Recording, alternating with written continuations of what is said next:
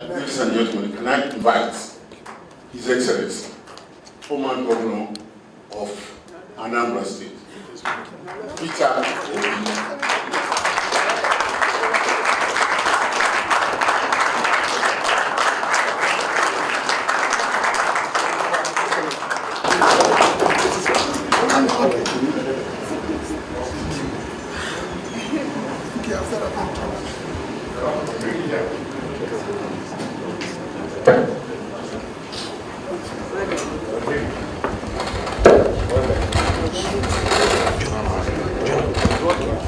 Thank you for the honor,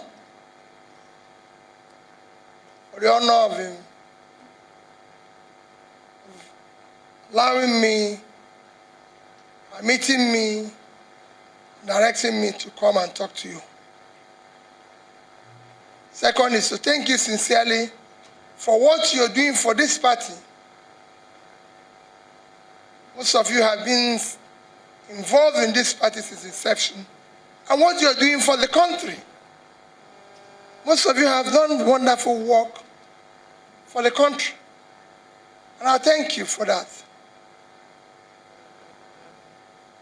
My visit this afternoon is just to introduce myself and be able to mention, I'm sure you've been seeing other aspirants, and you continue to see all of us, to be able to say to you, my name is Peter Obi, and this and this. So whatever I'm going to tell you about this country, you know it already. Some of you are involved with it. But to join from where my little comment is to plead with all of you. The country you used to know, the country you are part of building, is no longer there. There's nothing today. If Nigeria, and I said, gets it wrong in 2023, because 2023 is to enable Nigeria to start rebuilding again. If they get it wrong, I can assure you that it will not take time for some of you who will still be there at that time to be refugees somewhere.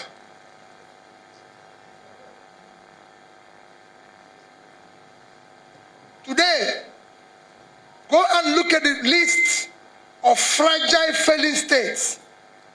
Nigeria is on top of it. Today, go and look at the list of terrorized nations. Nigeria is number 3. We are now ranked the same place as Afghanistan and Yemen. Today, we are the capital of poverty. We have been since 2019. What is worse in it is that Nigeria have more people living in poverty than the 2 biggest countries of the world combined. China and India combined is 2.8 billion. Nigeria is 200 million. So we're not even to 10% of these 2 countries combined, but we have more people living in poverty than both of them combined. Today we have 50 million children out of school. And not out of school. 60 to 70% of them have never been to school at all. So they're not out of school. They've never even experienced it, talk less of coming out of it. Your country's stress level, this country is now the most stressful place for people to live in. Go and check the stress level index. Our misery level have gotten down so low. We have the highest unemployment rate because we have been comparing with South Africa, but I'll show you how South Africa is less. We have 33% unemployment. When you include underemployment, you have 55%, out of which 60% of these are young people in their productive age doing nothing. At the age they are supposed to be the engine of production, they're not doing anything. They've left school. Some of them didn't go to school, but they have nothing doing. So you have millions of them all over the place.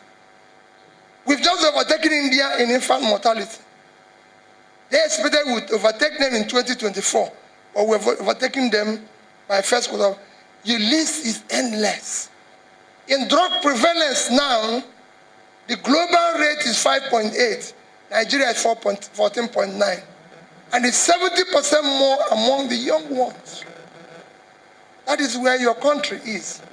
Your death level is totally unacceptable. I was speaking to the Senate yesterday, and they showed me a young man, they showed me a senator, distinguished senator, who is the chairman of approving the loans in which Nigeria, all the loans that are borrowing. And I said to him, thank you for approving it. But let me tell you, all the loans you people have approved have put us in a mess. Today, we're using 98% of our revenue to service debt. And I can tell you by end of this year, it will be 100 and something% of our revenue. The first 5 months of last year, Nigeria generated as a revenue 1,847 billion. And they used 1,802 billion to service debt. 98%. It was remaining only 45 billion. Last year, our budget was 13.something trillion, and they said they are going to borrow 4 trillion.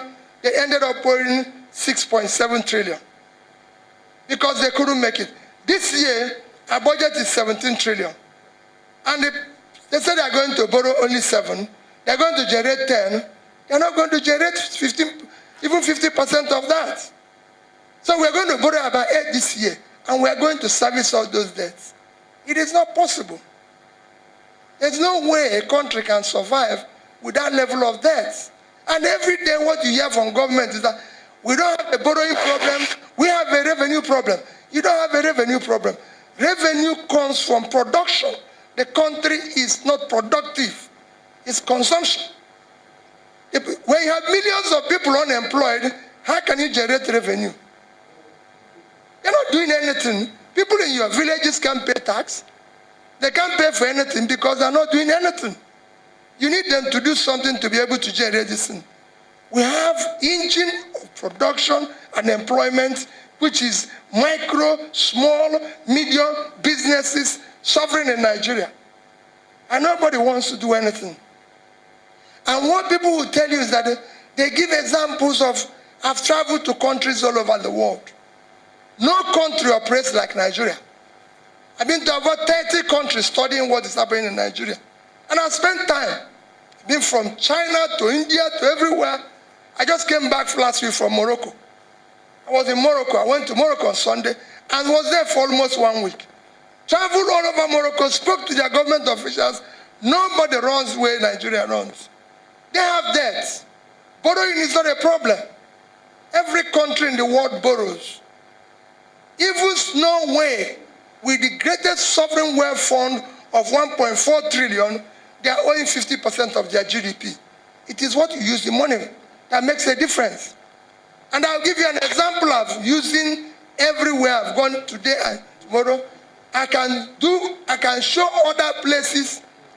I was in Bangladesh. I don't want to use small countries. I was in Bangladesh in 2010, and I spent 1 week in the villages of Bangladesh. Bangladesh was far poorer than Nigeria. In the year 2000, they were below us in HDI. Today, with their medium, we are still struggling in the poor circle. In Bangladesh, I met people. In fact, arriving at Bangladesh airport, you will not eat. It was so dirty, it was everything. I wondered, where is this place?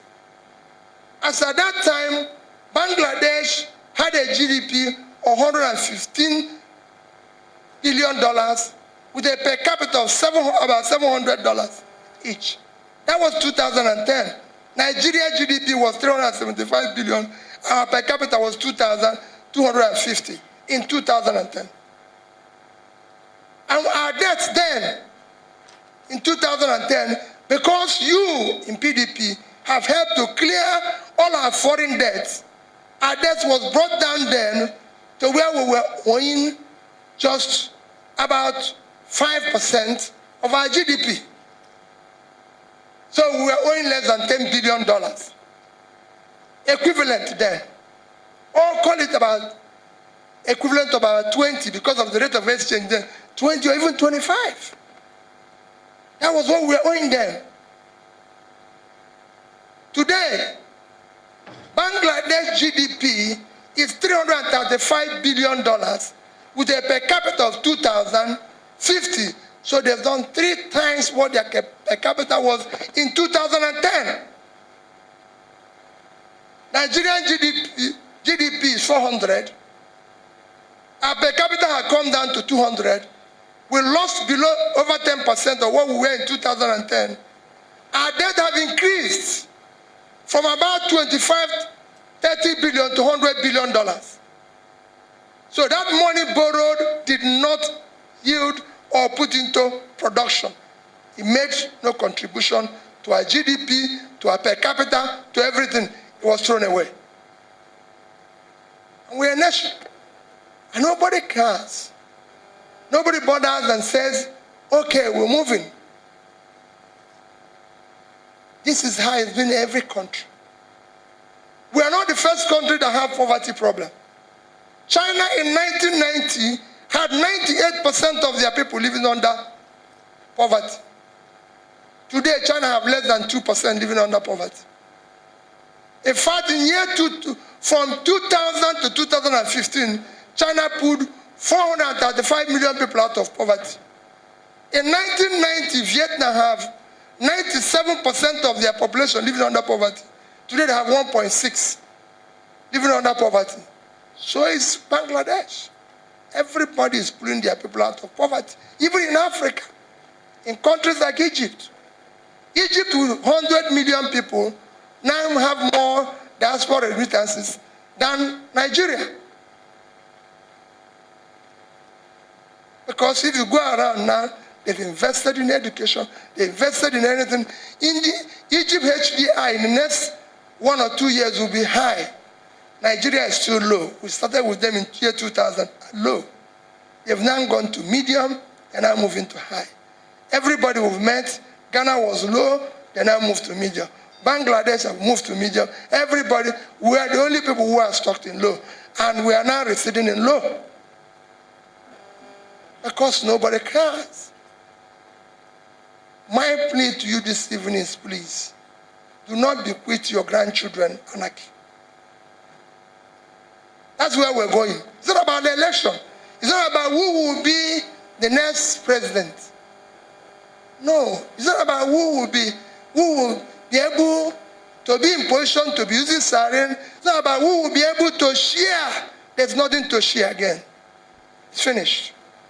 We need wealth creators. Now, we need somebody that can create wealth. Everything that is left in that pot is gone. It is not a time for rascality. It is not a time for careless talk. We need somebody that can understand how to build an intangible and tangible assets of a nation building. Who has connection globally that can stand and speak to colleagues and plead with them to come and save Nigeria. Or we will be refugees. None of you can wash plates outside here. None of you can sweep anything. Your drivers can. Imagine what it is now if you live here and you get to another country and the only job left is to wash plates. How can you do it? You cannot. You want to go in peace. Most of you at the departure lunch, you want to go in peace. You don't want to go crying. And that is critical for you. It's critical for us. I get up every morning and I wonder what is happening here. Yes, people now, everybody is telling you, we'll do this, we'll do this. Please, I'm begging, let us check. All those that are going to come and talk to our party, they want to be this, let us check their background. Where are they coming from? What have they done in their life? Who are they? It's easier. I got to tell people, it's easier to grandstand and say things you cannot do or what you cannot do. My name is Peter Obi. I'm a trader. That's all I've done in my life. Forget about how way he described me, I am a businessman who have been a private businessman in Nigeria, have made success of the business, and understands how to solve the problem that it will make private sector drive the process today. I know how your country can start turning around by creating revenue and ensuring that small businesses get money in order to do business, in order to create jobs. I know how much how to direct the banks, do the right thing. Our ports today don't work. I drove from over 300 kilometers, or about that, from Rabat to Tangier port in Morocco to see how their port work. Because I cannot see how Morocco, with less than about 1/7 of Nigerian population, can have the biggest port in Africa that does 3 times the cargo of Nigeria. 3 times all our ports put together. And I went there and I said I was working. Morocco exported last year's export was $40-something billion without having oil. We're earning 18 billion in oil. And they even tell us 98% of it is stolen. Who is stealing it? What are we talking here? And we have a country. Look at what is happening to everywhere in the north today. Do we still have a country where we have people who have kidnapped people in Nigeria, taking them somewhere and are calling by phone in this age of technology, and you can't do anything to them? Do we have a country? There's something wrong. It just shows that people don't want to make a decision. I have been a governor of a state where there's crisis, and I can make the elders in that state are here. We solved it overnight. We have a country.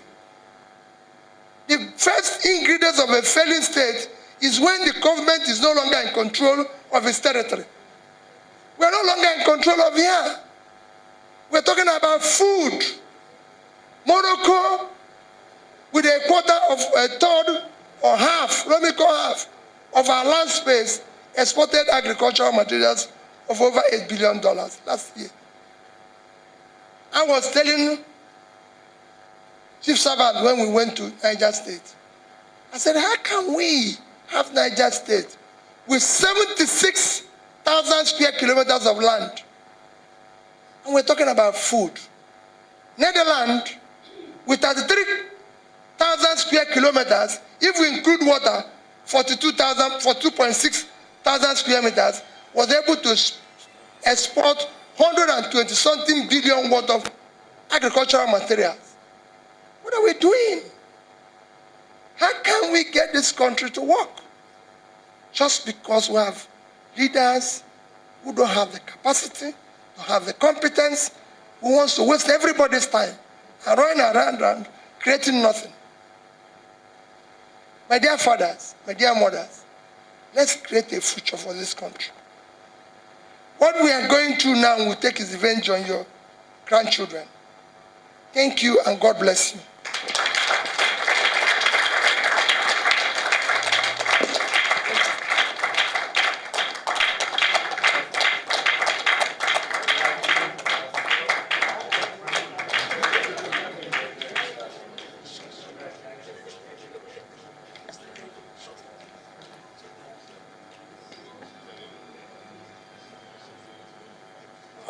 Mr. Chairman, I frankly don't know what to say. I'm sure none of us will be happy to be called Nigerians. I'm happy that we have men and women of substance who can take Nigeria out of the woods. We're in a democracy. I want to thank Dr. Peter Obi for his presentation. And it's something Nigerians should indeed listen to.